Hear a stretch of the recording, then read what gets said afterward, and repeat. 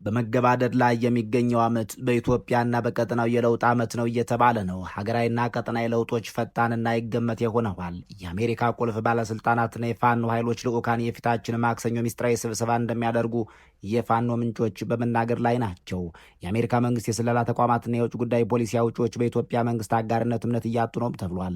ሲአይኤ ስለ ኢትዮጵያ መንግስት ሚስጥራዊና የመጨረሻ የተባለ የደህንነት ግምገማ አቅርቧልም ተብሏል። ክቡራን የበራፍቲ ቤተሰቦች፣ የአሜሪካ የስለላ ድርጅት ሲአይኤ ስለ ኢትዮጵያ ያቀረበው የመጨረሻውና ሚስጥራዊ የደህንነት ግምገማ ምንድን ነው? ለምንድን ነው የአሜሪካ መንግስት በነባሩ መንግስት ላይ ያላትን እምነት እንዲህ በፍጥነት የጣለችው? ለምንድን ነው በታሪክ ታይቶ በማይታወቅ ሁኔታ የአሜሪካ ከፍተኛ ልዑካን ቡድን ከአንድ የታጠቀ ኃይል ጋር ማክሰኞ በድብቅ ለመነጋገር የቀጠሮ ቀን ቆርጧል የተባለው? ይህ ስብሰባ የኢትዮጵያን የወደፊት ዕጣ ፈንታ እንዴት ይለውጠዋል? ፋኖ በእርግጥ የአሜሪካ የስትራቴጂክ አጋር ሊሆን ነው ወይስ ይህ ሁሉ ለቀይ ባህር የበላይነት የሚደረግ ትልቅና የጨዋታው አካል ብቻ ነው? ይህ በምስራቅ አፍሪካ የሚካሄድ የኃይል ሽግግር ትንታኔ ነው። በሚቀጥሉት ደቂቃዎች የኤርትራን መረበሽ፣ የሶማሊያንና የቱርክን ስምምነት፣ የኢራንን ተጽዕኖና ከሁሉም በላይ ደግሞ አሜሪካ ለምን ፊቷን ወደ ፋኖ እንዳዞረች በዝርዝር እናስቃኛለን። እንዲያም ከሆነ የተባለውም እውነት ከሆነ ማክሰኞ የሚካሄደው ሚስጥራዊ ስብሰባ የኢትዮጵያን የፖለቲካ ካርታ በአዲስ መልክ ሊስል ይችላል የሚሉ መረጃዎች እየወጡ ናቸው። ይህ ስብሰባ የሽግግር ስልጣንን፣ የአሜሪካን የሎጂስቲክስ ድጋፍና ከሁሉ በላይ ደግሞ የኢትዮጵያን የቀይ ባህር ተጠቃሚነት የያዘው የረቂቅ ስምምነት መነሻ ነው ወይ? እውነታው የቱ ነው? ግምቱስ የት የሚያበቃ ይሆናል? የውስጥ የስለላ ምንጮች ምን ይላሉ? አሁን ባለው የኢትዮጵያ የፖለቲካ ሙቀት ውስጥ አሜሪካ ከማን ጋር ትሰለፋለች? ይህንንና ሌሎች ተያያዥ ጉዳዮችን ሳይንሳዊ በሆነ የጂኦፖለቲካ ትንታኔ የዓለም አቀፍ የኃይል ሚዛን በቀይ ባህር የደህንነትና በአፍሪካ ቀንድ የፖለቲካ ጣፈንታ ላይ የተመሰረተ ጥልቅ ሳይንሳዊና ተጨባጭ ትንታኔ እናስቃኛችኋለንና እስከ ዝግጅታችን ፍጻሜ አብራችሁን ቆዩም።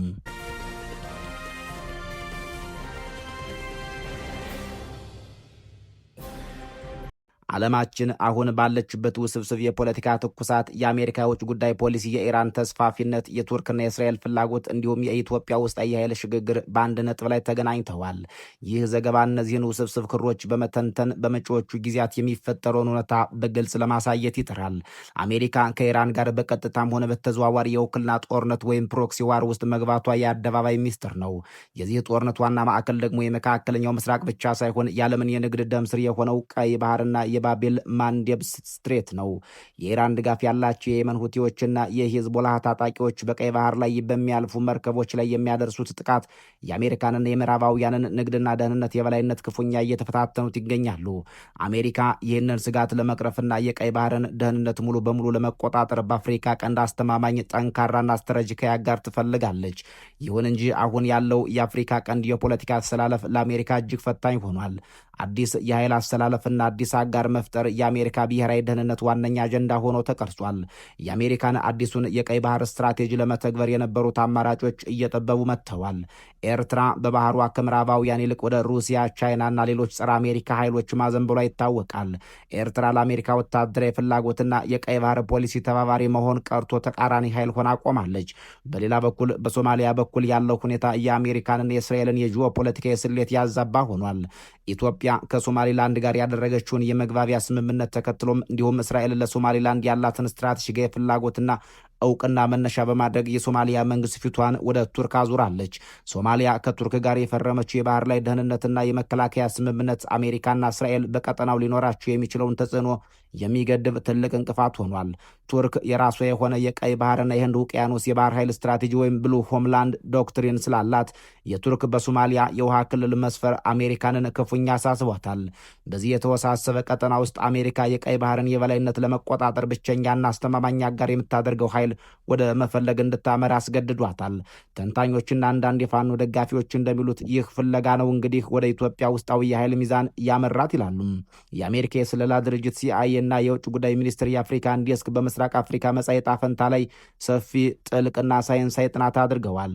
በዚህ ጥናት መሰረት አሁን ያለው የኢትዮጵያ መንግስት ሀገርን የማረጋጋት ቀጠናዊ ተጽዕኖ የመፍጠርና የአሜሪካን የቀይ ባህር ስትራቴጂክ የማስፈጸም አቅሙ እጅግ መዳከሙን አረጋግጠዋል።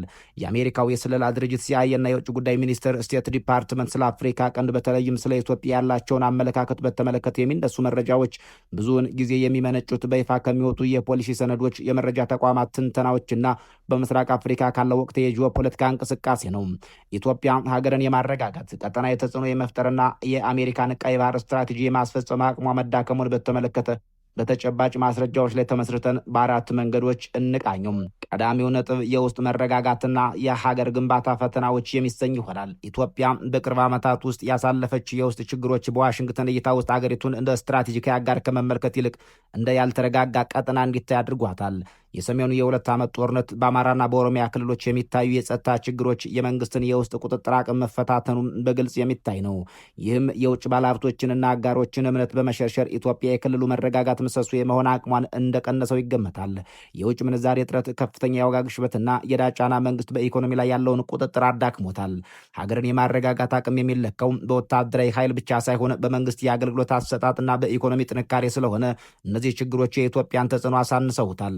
ሁለተኛው ነጥብ የቀጠናዊ ተጽዕኖ መቀነስ የሚለው ይሆናል። ከዚህ በፊት ኢትዮጵያ በአፍሪካ ቀንድ የጸጥታና የፖለቲካ ዋና አስተባባሪ እንደሆነች ትታይ ነበር። አሁን ግን ይህ አቋም በእጅጉ ተቀይሯል። ከሶማሌላንድ ጋር የተፈረመው የመግባቢያ ስምምነት ኢትዮጵያን በቀጠናው ያላትን የዲፕሎማሲ ግንኙነት አወሳስቦታል። ይህ ደግሞ እንደ ሶማሊያ፣ ግብፅና ኤርትራ ያሉ ሀገራት በኢትዮጵያ ላይ የተቃዋሚ አሰላለፍ እንዲፈጥሩ አድርጓቸዋል። ቀደም ሲል ኢትዮጵያ በአፍሪካ ቀንድ ጉዳዮች ላይ የነበራት የመሪነት ሚና አሁን ላይ በሌሎች ሀገራት ተፎካካሪነትም እየተገዳደረ ነው። ሶስተኛው ነጥብ የአሜሪካ የቀይ ባህር ስትራቴጂና የኢትዮጵያ ሚና የሚሰኘው ነጥብ ይሆናል። አሜሪካ በቀይ ባህር ቀጠና ያላት ዋና ፍላጎት የመርከቦች ነፃ እንቅስቃሴ፣ የሽብርተኝነት መከላከልና የቻይናን ተጽዕኖ መቀነስ ነው። ኢትዮጵያ የባህር በር ፍለጋ በምታደርገው ጥረት ቀጠናውን አለመረጋጋት ውስጥ እንደከተተችው አሜሪካ ታምናለች። ይህ ደግሞ አሜሪካ በጅቡቲና በሌሎች አካባቢዎች ያላትን የስትራቴጂክ ጥቅም ሊያናጋ ይችላል የሚል ስጋት ፈጥሯል። አሜሪካ በቀይ ባህር አካባቢ ካላት የረጅም ጊዜ አጋርነት ይልቅ ኢትዮጵያ ከብሪክስ ጋር መጣመሯና በሌሎች ዓለም አቀፍ መድረኮች የምታራምደው አቋም ከዋሽንግተን የስትራቴጂክ ጥቅም ጋር እየተጋጨ መጥቷል። ይህም አሜሪካ በኢትዮጵያ ላይ ያላትን እምነት እንዲቀንስ አድርጓል። አራተኛውና የመጨረሻው በስለላ ተቋማት እይታ ሲአይኤና የመሳሰሉ ተቋማት ያልተረጋጋች ኢትዮጵያ ለቀጠናው ሰላም ስጋት እንደሆነች ይደመድማሉ።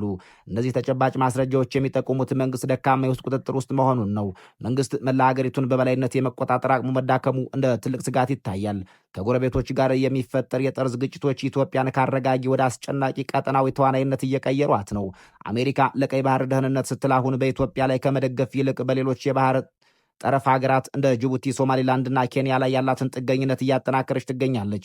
ኢትዮጵያ ከአቅም ማነስ ይልቅ በዋናነት የስትራቴጂካዊ ግራ መጋባት ውስጥ ያለች ትመስላለች።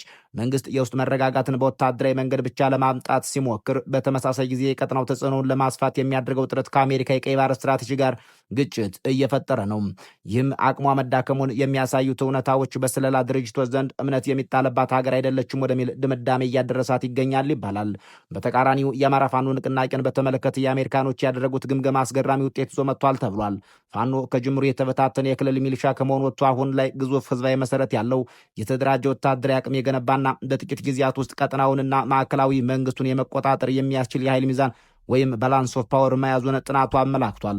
ፖለቲካዊ ርዕዮተ ዓለሙን ከጽንፈኝነት የጸዳ የኢትዮጵያን አንድነት የሚያቀነቅንና ከምዕራባውያን ጋር በጋራ ጥቅም ላይ ተመስርቶ ለመስራት የሚያስችል መሆኑን ተረድተዋል እየተባለ ነው። የጂኦፖለቲካ ህግ እንደሚለው ሀገራት ቋሚ ጥቅም እንጂ ቋሚ ወዳጅ ወይም ጠላት የላቸውም። የአሜሪካን የራሷን ብሔራዊ ደህንነት ጥቅም ለማስጠበቅ ስትል ኢትዮጵያን ገዢ ኃይል የመቀየር ስልት ነድፋለች እየተባለ ይገኛል። የዚህ ስልት ማዕከላዊ አካል ደግሞ ከፋኖ ጋር ስትራቴጂካዊ ጥምረት መፍጠር ነው። አሁን ባለው ተጨባጭ መረጃ መሰረት በሚስጥር የተያዘና ከፍተኛ ስልጣን ያለው የነጭ ቤተ መንግስት ልዑካን ቡድን ከፋኖ ሁነኛ ሀቀኛና ስትራቴጂካዊ ተወካዮች ጋር ለመነጋገር ቀጠሮ ይዟል። ይህ ውይይት ቀጣይ ማክሰኞ የሚካሄድ ሲሆን የውይይቱ ዋና አጀንዳ ፋኖ ስልጣኑን በሚቆጣጠርበት ጊዜ ስለሚኖር የሽግግር ሂደትና አሜሪካ ስለምታደርግ ሁለንተናዊ ድጋፍ እንደሆነ የፋኖ ምንጮች እየተናገሩ ናቸው። ከዚህም በላይ የውይይቱ ዋና ማጠንጠኛ የቀይ ባህር አጠቃቀምና የበላይነት ነው። የሚሳካም ከሆነ አሜሪካ ፋኖ የሚመራውን አዲሷን ኢትዮጵያ በቀይ ባህር ላይ የባህር ኃይል ቤዝ እንዲኖራት በመደገፍ ከኢራን ከሁቲዎችና ከሌሎች ጸረ አሜሪካ ኃይሎች ጋር የሚደረገውን ትግል በጋራ ለመምራት የሚያስችል አዲስ ረቂቅ ስምምነት ለማዘጋጀት አቅዳለችም እየተባለ ይገኛል። ይህ ማክሰኞ የሚካሄደው ውይይት በታሰበው ልክ ፍሬ የሚያፈራና ከስምምነት የሚደርስ ከሆነ ፋኖ በአንድ ድንጋይ ሶስት ወፍ የሚመታበትን ታሪካዊ አጋጣሚ ይፈጥርለታል ተብሏል። አንደኛው 4 ኪሎን በቀላሉ መቆጣጠር፣ የአሜሪካን ይሁንታና የዲፕሎማሲ እንዲሁም የሎጂስቲክስ ድጋፍ ማግኘት ፋኖ ማዕከላዊ መንግስት ላይ የሚያደርገውን ጉዞ ያፋጥነዋል። የሽግግር ሂደቱንም ዓለም አቀፍ ተቀባይነት እንዲኖረው ያደርጋል። ሁለተኛው የቀይ ባህር ባለቤትነት ነው። የኢትዮጵያ ሕዝብ ለዘመናት ሲያነሳው የነበረው የቀይ ባህር በር ባለቤትነት ጥያቄ በተግባር የሚመለስበት መንገድ ይከፈታል። አሜሪካ የቀይ ባህርን ደህንነት ለማስጠበቅ ስትል ጠንካራ የባህር ኃይል ያላት ኢትዮጵያ እንድትፈጠር ትገደዳለች። ይህም ማለት የፋኖ አመራር የኢትዮጵያን ታሪካዊ የባህር በር መብት በዲፕሎማሲና በጂኦፖለቲካዊ ስምምነት ያረጋግጣል ማለት ነው። ሶስተኛው ከታላቁ አሜሪካ ጋር የጠበቀ ግንኙነት መፍጠር የሚሰኘው ይሆናል። ከምዕራባውያን ጋር የሚኖረው ጤናማና በጋራ ጥቅም ወይን ፖሊሲ ላይ የተመሰረተ ግንኙነት ሀገሪቱን ከነበረችበት የኢኮኖሚና የፖለቲካ ማዕቀፍ በማውጣት ወደ አዲስ የእድገት ምዕራፍ እንድትሸጋገር ያደርጋታል እየተባለ ይገኛል። የአፍሪካ ቀንድ ፖለቲካ በአዲስ መልክ እየተጻፈ ነው። የኢራን ስጋት፣ የኤርትራ አቋምና የሶማሊያ ቱርክ ስምምነት አሜሪካን አዲስና ጠንካራ ጋር እንድትፈልግ አስገድቷታል ይላሉ ፖሊሲ አውጪዎች። የፋኖ ወታደራዊና ፖለቲካዊ አቅም በዓለም አቀፍ ማህበረሰብ ዘንድ እውቅና እያገኘ መምጣቱ የኢትዮጵያንና የቀጠናውን የፖለቲካ ካርታ በቅርቡ እንደሚቀይረው የሳይንስና የጂኦፖለቲካ ተንታኞች አረጋግጠዋል። ጥያቄው ይሄ ሁሉ ሲሆን በህዝብ የተመረጥኩ ነኝ የሚለው የጠቅላይ ሚኒስትር አብይ አህመድ መንግስት ዝም ብሎ ይመለከታል ወይ የሚለው ይሆናል። ቀጣይ ማክሰኞ የሚደረገው የሚስጥር ውይይት የዚሁ ሁሉ የለውጥ ጅማሮ ማሳያ ነው። ጣቢያችን ይህንን ጉዳይ በቅርበት እየተከታተለ የሚገኝ ሲሆን የውይይቱን መልካም ጅማሮና ዝርዝር ውጤቶች ይዞ በሰፊው የሚመለስበት ይሆናል። በያላችሁበት ዓለም ሰናይ ጊዜ እየተመኘን በዚሁ ተሰናብተናል።